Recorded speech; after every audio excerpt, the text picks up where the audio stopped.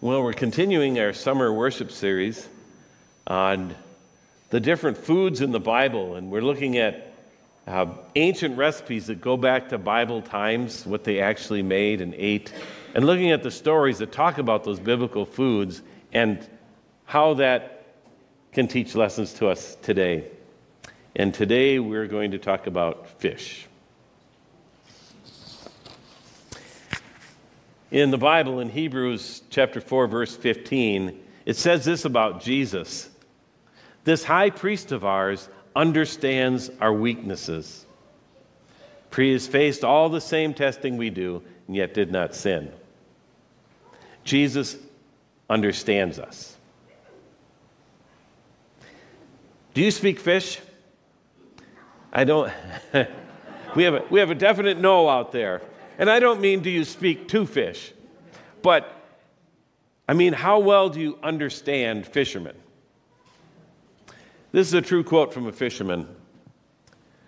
When the willow's on the hook, the she-pigs like to come to the dance. What? Nothing better than drowning a willow cat on a drop shot over the wing dams to catch monster eyes. Now, before you think this guy was abusing kitties and hunting for the Loch Ness Monster, let me translate.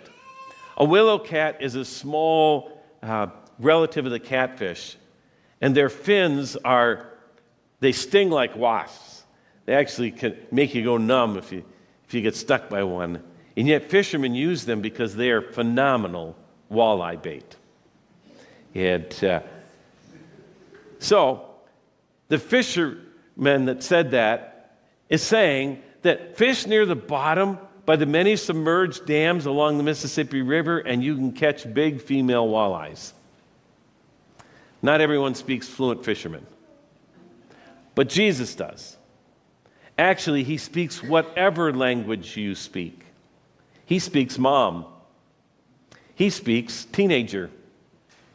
He speaks medical. He speaks farmer. He speaks English, he speaks Spanish, he speaks Hmong. Jesus speaks your language, whatever it might be. As the Super Bowl commercial said this last year, he gets us. He understands what we're going through, and he speaks in a language that we can understand. Like the fishermen that he called to be his disciples. Jesus didn't live next to the sea. He didn't own a boat. He didn't have a big tackle box. But when he speaks to them, he speaks in their language. And I don't mean their technical language. I mean the language of their life. So Jesus was a carpenter. He didn't live next to the Sea of Galilee or the Mediterranean. So you would expect when he's going to call somebody to follow him, he might say, "Follow me and I'll teach you how to build a church." Or he was such a great preacher. "Follow me and I'll teach you how to preach." But that's not what he says to the fishermen. He says, "Follow me and I will teach you to fish for people. I'll make you fishers of men." He speaks their language. He speaks fish. Now, the Bible has lots of stories about fish. I mean, we heard a week or so ago about the Israelites wanting to go back to slavery in Egypt so they could eat fish and vegetables. And we all know about the big fish that swallowed Jonah. And maybe you even remember the first plague in Egypt where God turned the Nile River into blood, and so all the fish died, floated to the top, and began to rot. There's lots of fish stories in the Bible because fish were so common. In fact, fish were more likely to be a meal of somebody in the Bible than steak or the kinds of things that we eat. In fact, for people in the Bible, you probably didn't eat meat but once or twice a year because that was for rich people. And unless you were rich or unless you had huge herds of cattle and goats and sheep, which meant you were rich, you didn't eat meat. You ate what was available, and that was often fish. So there's lots of stories of fish in the Bible. Now, the Jewish people of the Bible, they had certain restrictions on what they could eat. So when it comes to seafood, even if you live next to the Sea of Galilee or the Mediterranean Sea, you couldn't just eat all those wonderful things that I like to eat when I go to have a dinner out. I mean, there's no oysters, there's no shrimp, there's no crab. You couldn't have those things. No clams, oysters, all that stuff is forbidden. In Deuteronomy 14, God tells them, of all the creatures living in the water, you may eat any that has fins and scales. But anything that does not have fins and scales, you may not eat. For you, it is unclean. So, the Jews could only eat things in the water that have fins and scales, and that means fish. And not even all the fish. Because like catfish, they don't have scales. And so they can't eat those. I remember going to the Sea of Galilee, or going to the Jordan River, and seeing these great big catfish in there and wondering why the banks weren't lined with people fishing for them. Then realizing, because you can't eat them, because they don't have scales. The Jews had those restrictions. Now, most of the fish that they ate was probably salted and dried. There wasn't any refrigeration. So it was either salted and dried, or maybe sometimes they ate it fresh. Unless you were a Roman. Then you ate fish one more way. And that way is garum. The Romans made garum, which is a kind of a fish sauce. And I thought we could make garum today, but then I reconsidered. You see, you're probably not really interested in finding how to make juice of fermented fish guts, which is what garum is. In the ancient book Geoponica, which roughly translates into agricultural things, they give a basic garum recipe. You put salted, small, whole, ungutted fish, like sardines, out in the sun. And then you stir it occasionally as it rots and ferments for the next month or so. Then when it's kind of liquefied and turned to mush, you strain it out, and the liquid that's left over is garum. And for the Romans, garum was like maybe soy sauce that some people might use, or in some Asian cooking, fish sauces, but it's their own particular brand of a fish sauce. I hear that you can actually buy it in stores, but I have never looked for it, and I never will. They say in Geoponica, it says that the very best garum is made from the blood, guts, and gills of tuna. And I did not try to find that on the internet and get it shipped here. We're going to do something different today. We're going to look at a fish. And the fish that we're going to look at, you know of as a tilapia. And this is the kind of fish that the disciples were probably catching out of the Sea of Galilee. All those stories, they were catching the Sea of Galilee tilapia. And usually they did it with big nets and would fish for them commercially that way. Nowadays, they're pretty much overfished, so most of the tilapia that you're going to get in a store or at a restaurant is going to be farm-raised. But back there in the time of the disciples, Peter, James, and John, that's what they were going after. And as I said, usually they use nets to catch them, but in one unusual story, we hear of Peter actually using a rod and line just like we might fish around here. And that story is in Matthew 17, and I want to share it with you today.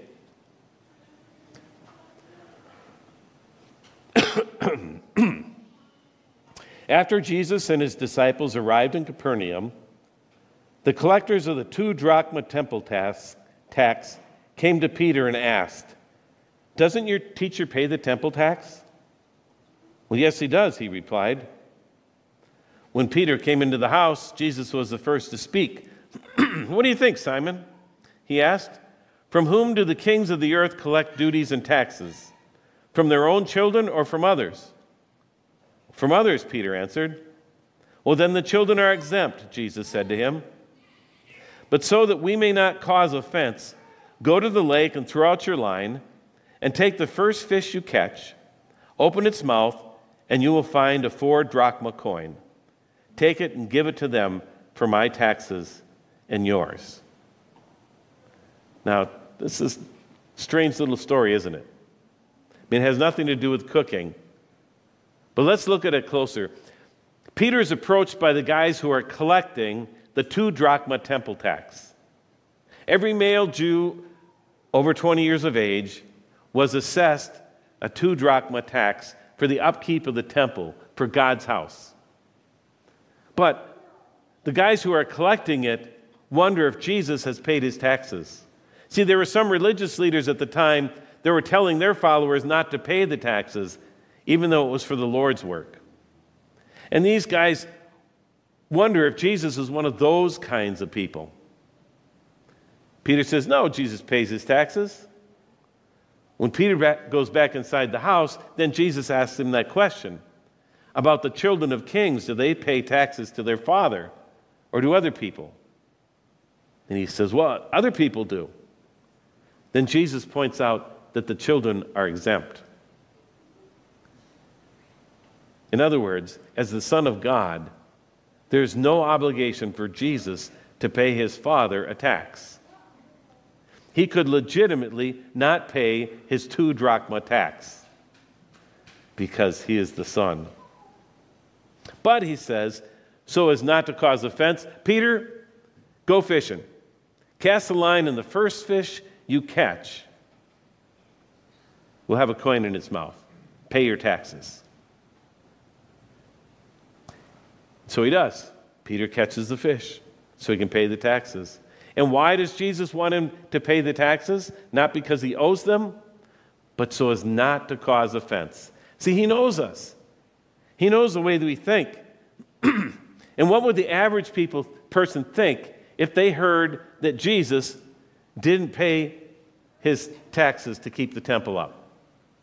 I mean, it'd be like if you heard from me that I never gave anything to the church, that I kept it all for myself, and let everybody else give to God's work. You probably wouldn't spend much time listening to me.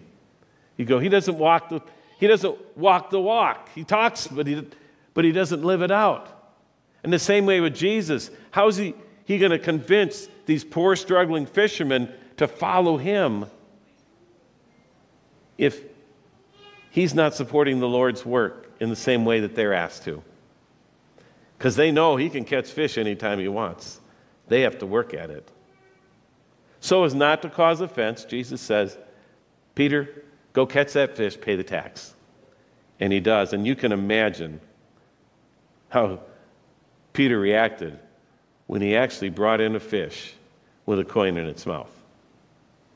Now, for today, we're going to pretend that we have that fish that Peter caught, his tilapia. And we don't live near the Sea of Galilee, and tilapia don't swim in our lakes and rivers, and so you're going to have to go buy a whole tilapia to make this recipe, which is not as hard as you think because you can get them at Walmart. I know you think that I am somehow a paid spokesperson for Walmart, but it's just amazing the stuff you can get there, including whole tilapia. Now, usually they come with the scales scraped off and the guts taken out, but if not, then you got to do it yourself. And these happen to be scaled and gutted, so it's very simple. We just pat them dry with a paper towel. And then, since we're going to grill them the way that Jesus would have done, we're going to just cut some slices right into them so that the spices can get through the skin. And then They'll make them look all pretty too. And it's real simple. Just take olive oil and brush the outside and the inside with olive oil. And then put on any spice you like. I'm going to be using that Za'atar mix that we made a few weeks ago here in church. So you just rub that in, get it down in those cracks, and then all you have to do is throw it on a hot grill for 5 to 10 minutes aside, depending on how thick it is. And then you can serve it up, and it'll go from looking like this to looking like that. And you have to make your own French fries. They call this fish, if you go to the Sea of Galilee and you go to a restaurant, which I think that was from a restaurant there, they call it St. Peter's fish because it's what he caught, one of those tilapia. And imagine him who has been fishing all his life, probably caught thousands and thousands of fish, never ever finding money in one. And then Jesus says, first one you catch, you'll find the coin to pay our taxes. And he does. Now, Jesus could have come up with a temple tax another way. I mean, he had friends that supported his ministry, so he could have asked it from them. Or he probably knew where there were several lost coins. After all, he tells a parable about a lost coin being found. And yet Jesus sends Peter to fish. Jesus taught him a lesson on trusting in him in a way that a fisherman could appreciate. Jesus spoke through fish time and time again to those fishermen. We all remember how he taught the 5,000 to trust in him when he fed them bread and what? Fish. Took 2 fish and fed 5,000. But do you remember how he convinced the disciples that he was alive on Easter morning? On Easter, well, I don't know if it was morning then, Easter evening, Jesus shows up before the disciples. And they're not expecting to see him because he's alive. In fact, they're terrified. Let me share the story. It's in chapter 24 of Luke. While they were still talking about this, Jesus himself stood among them and said, "Peace be with you." And they were startled and frightened, thinking that they saw a ghost. He said to them, "Why are you troubled, and why do doubts rise in your minds? Look at my hands and my feet. It's I myself. Touch me and see. A ghost doesn't have flesh and bones as you see I have." And when he said this, he showed them his hands and feet. He shows them his hands and feet, but they still aren't satisfied.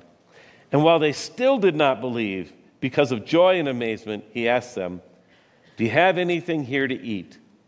And they gave him a piece of broiled fish, and he took it and ate it in their presence. Now, we might have been, if we saw nail holes in his hands, we'd say, "Okay, it's you, Jesus." But they haven't been reading the Bible all their lives with that story in it, because it hasn't happened yet. They are scared. They think it's a ghost. A ghost could have holes in its hands, I suppose. But Jesus says, "I'm going to prove to you that it's me, back in the flesh." And how does he do it? Fish. He takes a piece of fish and he eats it. It's a language they understood because Jesus understands them. A little while later, they're out fishing. And there's a person stands on the shoreline and says, "Have you caught anything?" They say, "No, we haven't caught anything." He says, "Cast your net over there." They do. They catch. Their nets are full. And they realize that they've seen this before. When Jesus called them to follow him, he did the same thing. They had a miraculous catch of fish. And now they have a miraculous catch of fish again. They haul it in. They realize it's Jesus. They're with him. And what does he do for them? He feeds them breakfast. And what does he serve for breakfast? Fish. Jesus said to them, "Come and have breakfast." None of the disciples dared ask him, "Who are you?" They knew it was the Lord. Jesus came, took the bread and gave it to them, and he did the same with the fish. This was now the third time Jesus appeared to his disciples after he was raised from the dead. Now, this doesn't say whether he used any seasonings or not, but to these fishermen, he speaks fish. He knows them so well. But that's not his only language. To the farmers, he told parables about crops and harvests. To bakers, he speaks of bread and yeast. To shepherds, he told of the good shepherd. He understands us. There was the woman who had been bleeding for many, many years who came up behind him and touched the hem of his robe, believing and hoping that if she just touched his robe, that she'd be healed. And even though the crowd is pressing in around him, Jesus knows her need. And Jesus turns and she is healed. Jesus knows each one of us. He knows our language. He knows our life. He knows our needs. And he responds to it. To each one of us, he gets us. He speaks our language so we can know him and follow him. And so he says to fishing people today, "Follow me, and I'll teach you to fish for people." He says, "Follow me," to those who knit and crochet and make those wonderful prayer shawls, and I'll show you how to do that for people. "Follow me, and I'll show you how to sing for people." He says to the vocalists. "Follow me, and I'll show you how to cook for people," he says to those cooks among us. "Follow me, I'll show you how to raise kids for people. Follow me, and I'll show you how to bless people. Follow me." Whatever you do, whatever language you speak, Jesus knows you, and he calls you to follow him. Will he grill some tilapia for you on the lakeshore? Probably not. Besides, you have the recipe now, you can make your own. But he does invite you to walk with him, and he does feed you our daily bread and even the fish in a way that we can understand, because he understands us. He gets us. So let's pray. God, you know us so well. You know all of our weaknesses and our failures, our temptations and our struggles. You know all of our celebrations and all of our joys and all the things that we're really good at, whether it be fishing or otherwise. You understand us, you know us, and you love us, and you call us to follow you. So this week, Lord, help us to walk in your footsteps. And when others look at us, the way that we do our work, the way that we care for our families, the way even that we celebrate and relax, may they see a reflection of you in us. And may they know that you love them. And speak to them too in the language they understand. Amen. I invite you to rise and join